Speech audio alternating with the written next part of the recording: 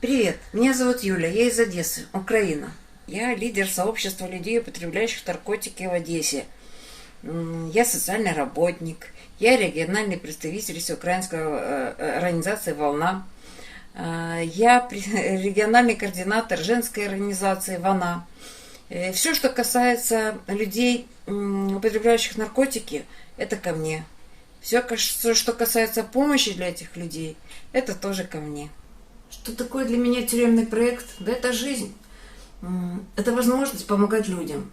Я знаю каждую секунду, что они чувствуют там. Я знаю каждую их проблему. Все, что у них болит. И я знаю, как им помочь. Я тоже когда-то была там. Говорить о тюремном проекте, не затрагивая мою личную жизнь, наверное, невозможно. Потому что так получилось, что я в 22 года вышла замуж за человека, который на тот момент отсидел 18 лет. Дальше в моей жизни долгие годы присутствовала тюрьма. Мой муж не раз был судим, и каждый раз я была возле него. Вот я в руках держу пачку писем, которые он писал мне, находясь в тюрьме. Здесь исписана куча тетрадей в каждой строчке. Он ложился спать, желая мне спокойной ночи, вставал, говорил «доброе утро» и рассказывал, что он охранял всю ночь мой сон. И это к тому, что мы очень любили друг друга. И так получилось, что мы всю жизнь употребляли наркотики. Это правда. Один из раз я его только выкупила из тюрьмы, продав квартиру свою. 3 дня только он находился дома, и за мной приехала милиция. Но, как вы понимаете, в то время, пока он сидел, я тоже как-то должна была выживать, и даже на те же передачи ему, себе на раскумарку. На мне было уголовное дело. И пришли конкретно за мной. Конечно, он пытался противостоять милиции, он кричал, что это его, что и меня забирайте. Но это было невозможно и по бумагам. Ну и я просто, мне стало страшно, если его опять сейчас заберут, но это невыносимо. Просто было бы невыносимо. И забрали тогда меня. Но милиция наша поняла, что он не даст свершиться правосудию, в кавычках. И чтобы он не мешал, как они сказали, ой, он похож на кого-то по ориентировке, закрыли меня в одну клетку Малиновского райотдела, а его в другую клетку, в соседнюю. Я до него докричаться не могла, потому что он не отвечал, да мне не давали сильно это делать. Но через сутки ночью приехала скорая, и я поняла, что это к нему. Его проводили, когда мимо моей клетки, чтобы выйти, нужно было пройти мимо нее.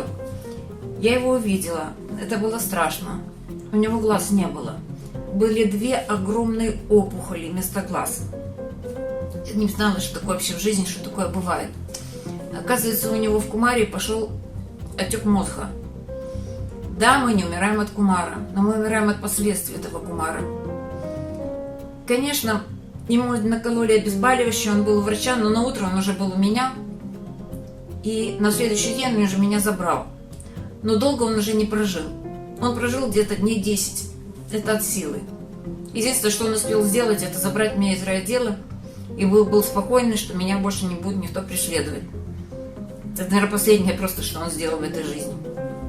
И опять это было что-то для меня. Если бы на то время был такой вот тюремный проект, мы бы знали, куда стучаться, в какие двери, куда звонить.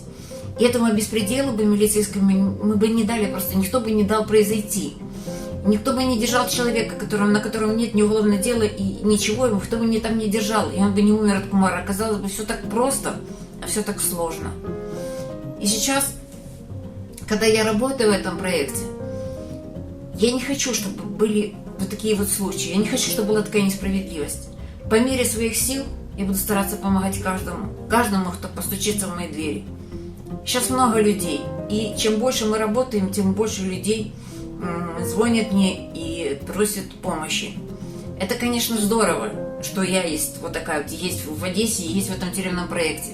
Но мне кажется, что его нужно расширять, но это мое мнение, потому что слишком много у нас тюрем и слишком много людей, которые нуждаются в нашей помощи.